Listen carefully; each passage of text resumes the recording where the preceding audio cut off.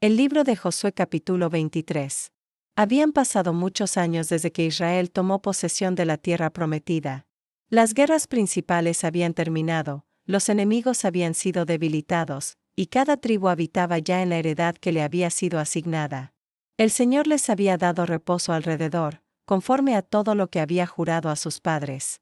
La espada descansaba, pero la responsabilidad espiritual apenas comenzaba. Josué era ya anciano, muy avanzado en años.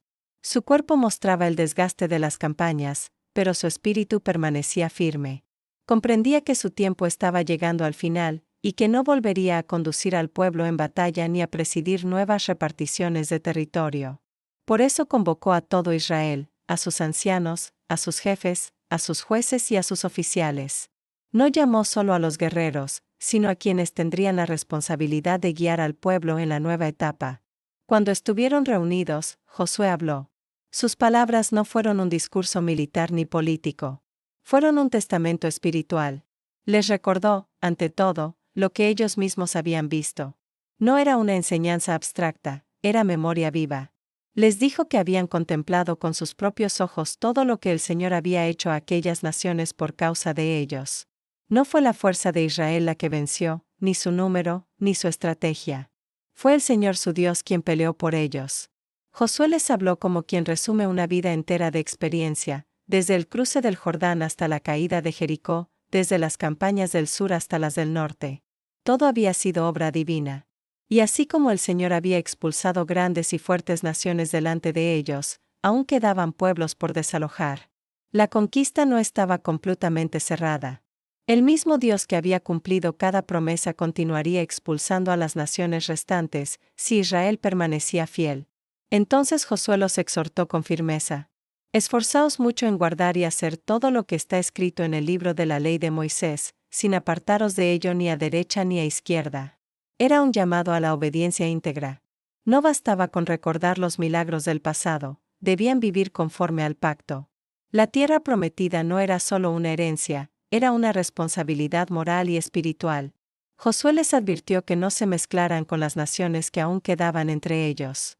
No debían invocar el nombre de sus dioses, ni jurar por ellos, ni servirles, ni inclinarse ante ellos. La convivencia cultural traía consigo el peligro de la contaminación espiritual. No era una cuestión de identidad étnica, sino de fidelidad al Dios que los había rescatado. Les recordó que debían aferrarse al Señor, como lo habían hecho hasta aquel día. Esa palabra, aferrarse, implicaba adhesión firme, lealtad constante, una unión que no se rompe ante la presión del entorno. Josué reconoció que una sola persona de Israel podía perseguir a 1000, porque el Señor peleaba por ellos. Pero esa realidad dependía de su fidelidad. La victoria no era automática ni garantizada por costumbre, estaba vinculada al pacto. Entonces su voz tomó un tono más solemne. Les advirtió del peligro de apartarse. Si se unían a las naciones restantes, si contraían matrimonio con ellas y adoptaban sus prácticas, el Señor dejaría de expulsarlas delante de ellos. Esas naciones se convertirían en lazo, en trampa, en azote para sus costados y en espinas para sus ojos, hasta que perecieran de la buena tierra que el Señor les había dado. No era una amenaza vacía. Era una ley espiritual, la infidelidad trae consecuencias. Josué habló con plena conciencia de su propia muerte cercana. Dijo, yo entro hoy por el camino de toda la tierra. Era una forma digna de reconocer que su tiempo se acababa. No había temor en sus palabras, sino certeza. Y entonces afirmó algo fundamental. Reconoced, pues, con todo vuestro corazón y con toda vuestra alma, que no ha faltado una palabra de todas las buenas palabras que el Señor vuestro Dios había dicho acerca de vosotros, todas os han acontecido, no ha faltado ninguna de ellas. Era un testimonio final. Dios había sido fiel en cada promesa. Pero así como se habían cumplido las promesas de bien, también se cumplirían las advertencias de juicio si abandonaban el pacto. Si traspasaban el mandamiento del Señor y servían a dioses ajenos, la ira divina se encendería contra ellos, y perecerían de la buena tierra.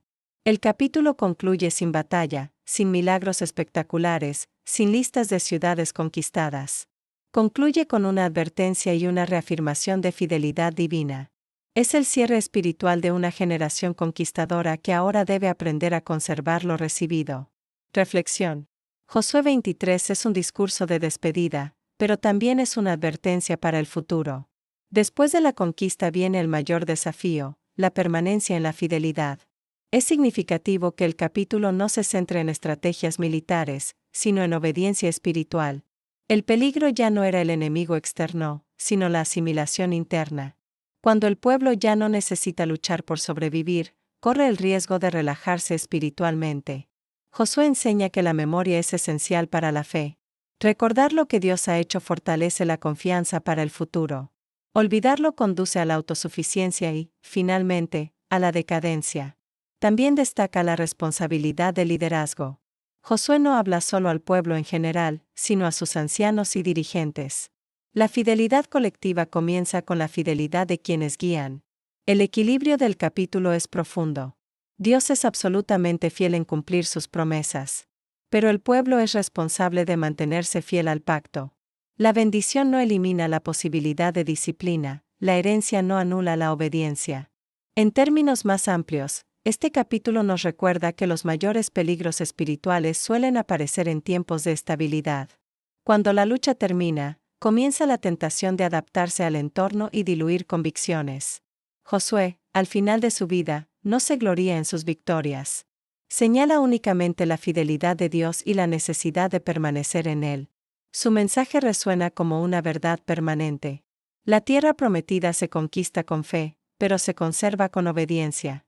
Y así, el anciano líder deja al pueblo con una elección silenciosa: permanecer aferrados al Señor, o dejarse arrastrar por aquello que poco a poco debilita el corazón. Si te ha gustado el contenido, suscríbete, es gratis y haz clic en el pulgar hacia arriba. Comparte este video con tus amistades y contactos, me ayudas a crecer. Muchas gracias.